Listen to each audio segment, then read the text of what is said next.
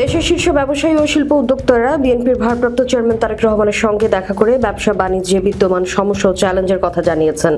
বিশেষ করে আইন শৃঙ্খলা পরিস্থিতি, শিল্প খাতে গ্যাস বিদ্যুতের সংকট ও আমলাতান্ত্রিক হয়রানির কথা জানিয়েছেন। ব্যবসায়ীদের সমস্যার কথা শুনে তারেক রহমান প্রতিশ্রুতি দিয়ে বলেছেন, আগামী নির্বাচনে তাঁর দল ক্ষমতায় এলে ব্যবসায়ীদের সঙ্গে নিয়ে এসব সমস্যার সমাধানের উদ্যোগ নেবেন। রোববার সন্ধ্যা 7টা থেকে 7:30 9টা পর্যন্ত রাজধানীর গুলশানে বিএনপির চেয়ারপারসনের রাজনৈতিক কার্যালয়ে এই বৈঠক হয়। দেশের ব্যবসায়ীরা বর্তমানে বড় ধরনের সমস্যার মুখোমুখি হচ্ছেন, যার কারণে দেশে বিনিয়োগ হচ্ছে না, কর্মসংস্থান কমে যাচ্ছে এবং সামগ্রিকভাবে অর্থনীতি এগিয়ে নেওয়ার গতি ব্যাহত হচ্ছে।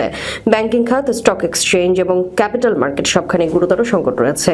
এসব সমস্যা নিয়ে শীর্ষ ব্যবসায়ী এবং শিল্প উদ্যোক্তাদের সঙ্গে তারেক রহমানের আলোচনা হয়েছে। বৈঠক শেষে সাংবাদিকদের এসব তথ্য জানিয়েছেন বিএনপির স্থায়ী কমিটির সদস্য আমির খসরু মাহমুদ চৌধুরী। বিএনপির ভারপ্রাপ্ত চেয়ারম্যান তারেক রহমান দীর্ঘ সময় ধরে ব্যবসায়ীদের কথা মনোযোগ দিয়ে শুনেছেন।